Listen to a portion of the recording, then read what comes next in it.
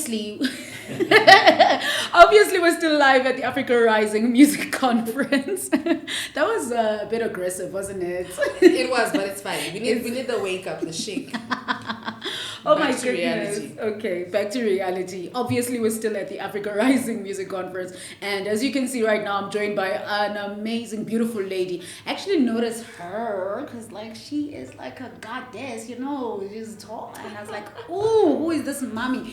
Only to find out that she's someone you want to get to know. And she goes by the Zambian princess, honey. Oh, yes, Zambian sweetheart. Yeah. Yes, yeah, the Zambian sweetheart. And you know, let's actually get to know you. I'm joined by Michie, by the way, Michie, the Zambian sweetheart. And we're going to get to know Michie just as a multifaceted human being and who exactly she is. And you did mention that you do a number of things. Yes. And just enlighten us a little bit. So quickly, if I had to, it's kind of broad, eh? And I've had this conversation with a lot of people, and they get lost. Like, okay, so what do you actually do? So academically, I studied law and a Bachelor of Commerce degree in marketing. So, but then that was so far removed from my other interests and my other passions. So growing up, there was music. I think I've always been a music enthusiast from the home that I grew up in. My family is very musically inclined, love their music, big on music. So I grew up that way, big on music. And modeling, obviously, joined the conversation. Yes, Miss Zambia. I was Miss Zambia. And Miss Zambia is kind of the door that opened other doors. So I was Miss Zambia in 2014. I went to Miss World in 2015. Okay. The year that I went was Lizo. I don't know if you know Lizo. Sounds familiar. Lori. Yeah. So Lizo from South Africa. Was representing South Africa that year. I think she went on to work on radio shows on Jacaranda FM. She did other things. So that's just me keeping in touch with my South African friends and whatnot. So yeah, modeling led to TV, led to radio first. So I was being supported and managed by a company called Platinum Events Production. And they were like, you should have a Miss Zambia radio show while I was Miss Zambia. So it was a 30-minute slot at Power FM in Zambia. And I realized I kind of like this. I want more of this.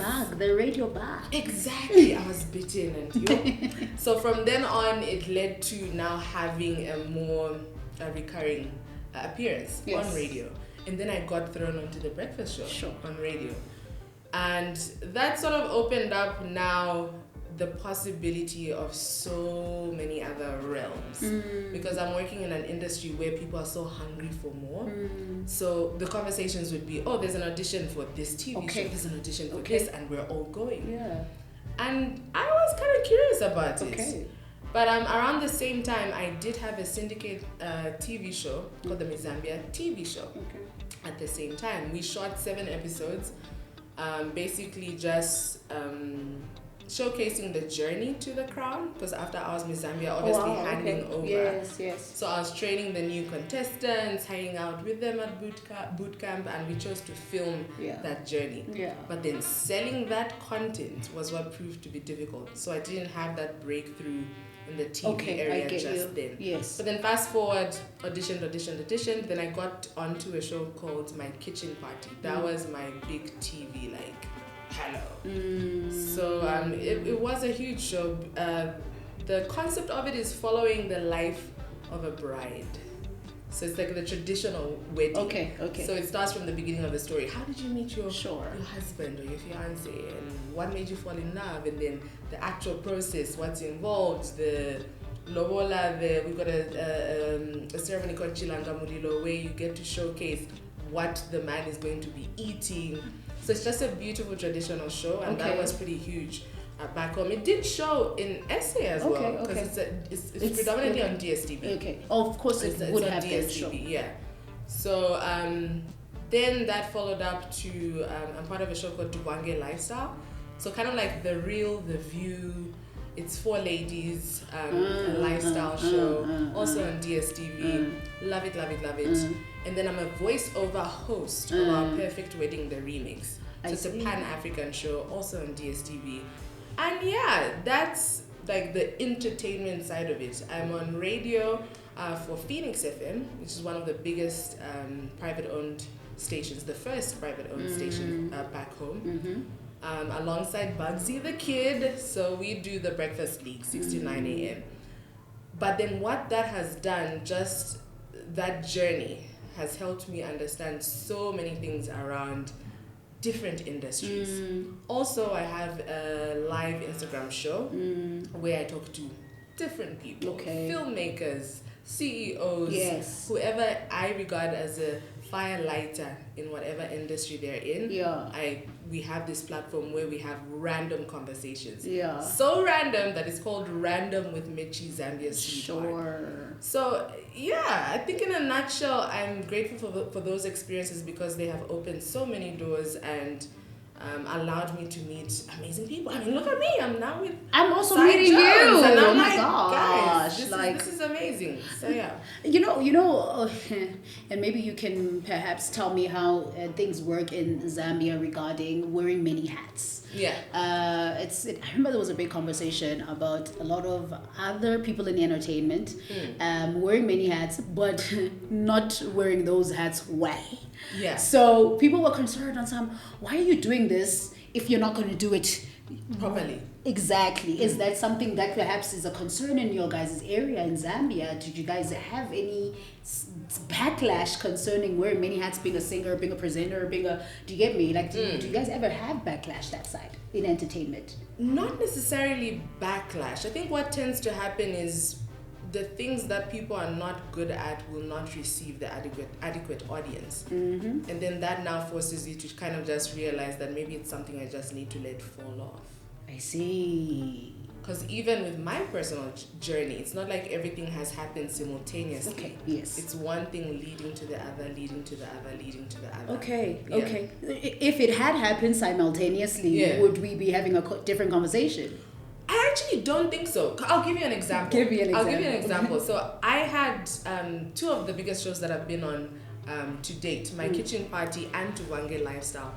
I had them running at the same time. Both very involving productions, different production companies. So now having to divide that time and completely different shows. There was one time I actually had a panic attack because I was booked to film at the same time for both shows and in different locations. So now I'm thinking, okay, maybe I do my makeup here, and then while they're doing makeup on the other three hosts, I will rush to film the other side and then come back. But then I think for me, what has helped also is I'm able to literally switch on and switch off. So it's kind of like I don't want to call it acting because it's all me. It's all you. But I can like take this hat off and be like, oh, my kitchen party, yay! We're dancing with everybody and fun and whatnot, and I can still take it off, put another hat on, and I'm interviewing the president or a minister somewhere. And it's just being able to be that diverse, and I feel like there's a lot of that happens in Zambia. There's a lot of interest when you are in entertainment to kind of just try your hand at different things. And what stays, and what doesn't just naturally falls off, I think. So if you decided to be a rapper tomorrow... I was a rapper. Imagine that now. I used to be called Michie B. Ma'am. So you see, so that's an and example. And in the journey you dropped it. I dropped it. Thank the Lord that it was dropped. I am so curious about this rap journey, Michie B. Michie B had to die. She had to die. Is Michie B's music like? Can we find it? Because I'm about to go on freaking Google and find that music. But I did sing. I have, but I don't think you can find any of those actually. I recorded 4 songs that two of them got airplay back home. So the singing side was Michie Little Baby. Girl, so you had alter egos and whatnot. You had alter egos. But I've always been Little Baby. Again, back to the music. My dad was heavy on the reggae. Yes. He was such a reggae head. So much so that I was so convinced that Bob Marley was my uncle. Like we had pictures and things. So I thought, it's my uncle that died and this is how we remember him. So little baby is Jamaican patois for little baby. So little baby. is still a nickname even to date. I believe that actually. I believe that you could make a good rapper, because you know what they say about people who are on radio or on TV, because you have to enunciate. Maybe. So I believe if someone put together some lyrics for you, lays a pretty dope reggae song, ma'am. You never know. Maybe it's the next hat that we're going to bring back. Like. Yeah. Oh my goodness! And have you observed how entertainment is set up in South Africa? I have. And what have you seen? Like, what have you seen? I've seen that it's very diverse. First of all, you guys are lucky and blessed, and comparatively, I want to compare it with back home, because we kind of look to SA as the blueprint. Seriously? In a lot of things. Is it because it's bigger, or? It's because it's bigger. It's because it's more established. There's more systems in place. It's more systematic. I think that's the way to put it across. I'll give an example also of one of my other jobs that I do. I'm a voiceover artist. Yes. And I'm signed by a talent I'm signed by Intertalent South Africa for my voiceover work. Yeah. And when I do voiceovers through the agency here, it's a lot more systematic than me doing work back home. Yeah. Here, everything is laid down. Are you doing a voiceover for a documentary? Is it a children's book? Is it an advert? Everything is laid down and you've got a structure, right? Mm-hmm. Back home, it's kind of touch and go. Like, oh, okay, what's your budget? For example. So that's why I say South Africa is kind of like the blueprint. Even when it comes to TV production, we do create a lot of content, but it still comes back here to be filtered through and then put onto channel. So SA is the hub for a lot of things entertainment-wise. More than just a blueprint, it's the culture, there's a whole lot of knowledge, and I think because it's not so far from Zambia, it's an hour 45 and I'm here, and I can tap in, tap out. Yes, definitely South Africa is a scene that Zambia is very familiar with. I'm actually constantly watching. That's actually okay. Does that mean you're trying to move this side, Caps? Is it something you've entertained? I think I would move in and out. I would come to go, because then again, also my fear has also been come here, and then because there's so much talent and it's so diverse, how do I find my footing here? It's congested, sis. It is congested, right? But at the same time, I love how you put it. I'm like, simply put, it's just congested. It is. No, that's true, and it's beautiful to watch from the outside looking in and from a learning perspective. To maybe come learn and then try to learn the structures and what actually works, and then take it back home so that we grow. So that's why I'm saying, for me, I would look at it as an in and out thing, just a knowledge sharing type of thing. For example, we're here at the Africa Rising Music Conference, tapping in to different areas of the world through conversations with different people. So you know what, I like how you put the in and out situation, because I ideally think that having a correspondent always makes sense to me, if I can put it like that. And imagine if now I'm watching said TV show and I'm just watching a local South African and then someone, let me say, who's international Zambian, and then they just, sharing cultures and just seeing how that dynamic works. I think that's a show, actually. Right? Let's make it happen somehow. I think that might be. Just a show. So tell us what the future entails for you, seeing as though these are the hats that you wear. What does the future entail for you? The future, the bigger picture is to kind of. Obviously, you know how entertainment works. Today you're here, you're hot, you're in front of this TV screens, you're what? That's why I'm asking. And for me, it's learning. I'm taking this part of my journey as a learning experience. And that's why whenever an opportunity comes, whether it's to MC a gig, voiceovers, TV shows, radio, for me it's learning. Because even at radio, in as much as I'm presenting, I can mix, I can master, because I go upstairs to the tech department and I sit and I'm like, you teach me. board, I will cut, I will what. So it's part of the learning experience. If I'm on radio, I want to understand everything about radio. Right? If I'm on TV, I want to understand everything about TV. I will ask, what camera is that? What's that? What's that? How does this work? So it's a learning experience, so that my transition from here is maybe to have a media house where it's a broad, multifaceted media house. One media house, but we've got TV, we've got radio, we've got print. I did co-run a magazine earlier in the day. So you see what I mean? So it's the learning of the different sectors of entertainment, and then hopefully just bringing back structure, proper structure to it, and just do it effectively. And I think the one thing I've realized with other African countries, and South Africans, don't come for me. Ooh. Don't come for me, please. Not. Is that the work ethic is way more visible for the mere fact that you yourself can host so many hats.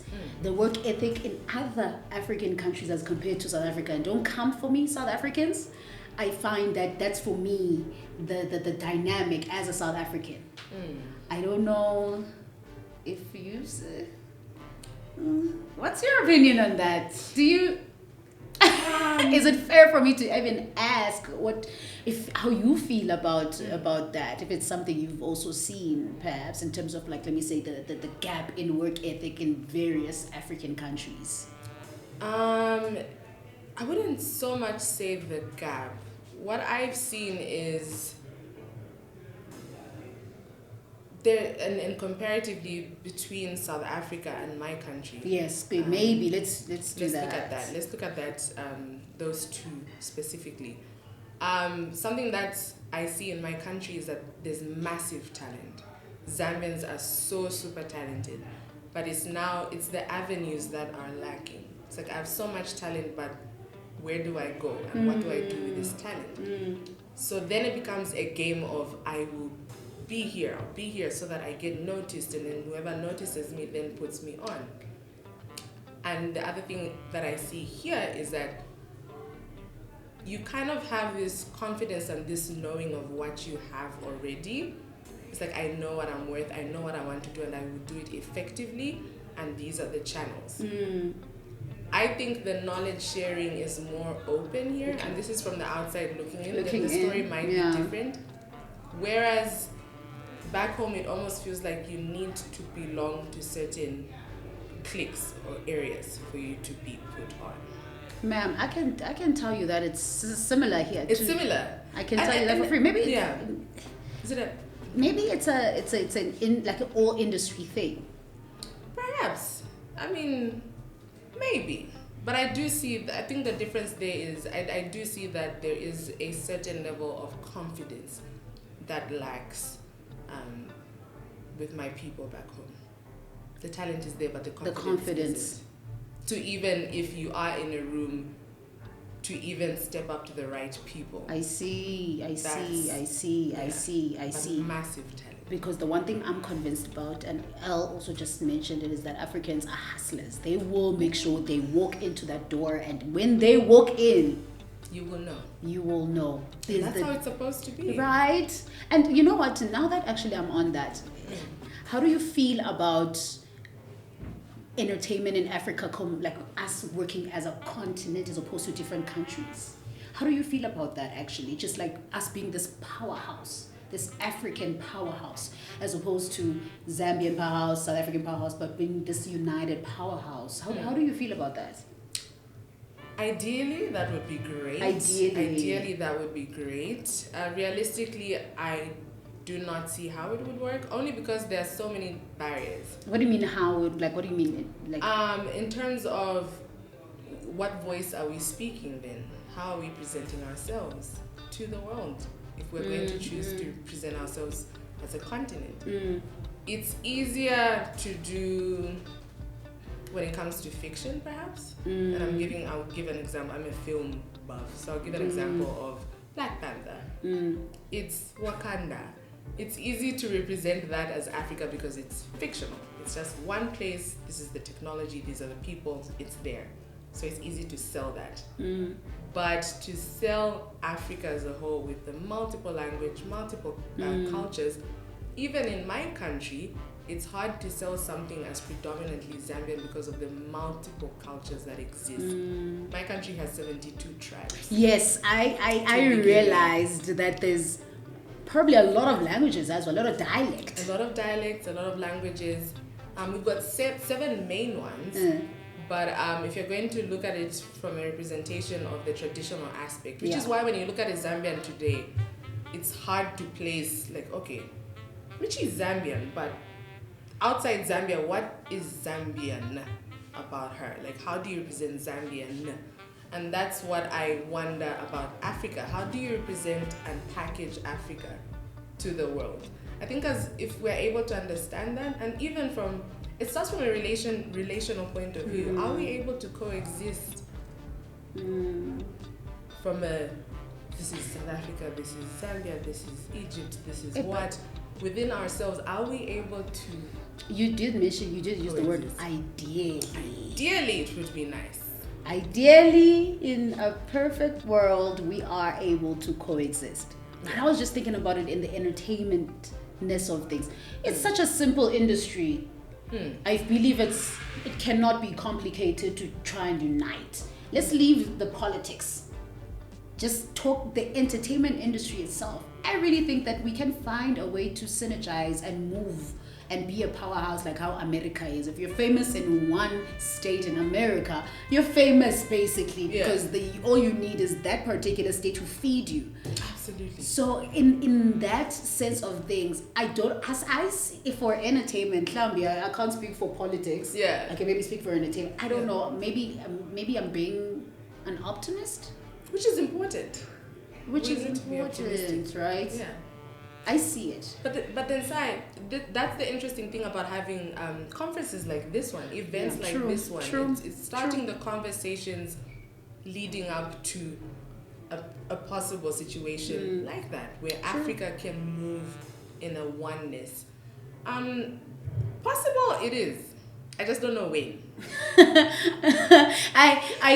We'll bridge that gap. My goodness. I need to come to Zambia. If I come to Zambia, can I give you a call if I come to Zambia? 100%. Okay. You should give me a call when you start off. Before you start off, when you're booking your flights and whatnot, let me know so that we know how to receive you. Please, I'll give you a call. I'm not joking because I just want to be received, and I just want to be in touch, and I don't want to get lost in Zambia. You got me. I'll give you a call.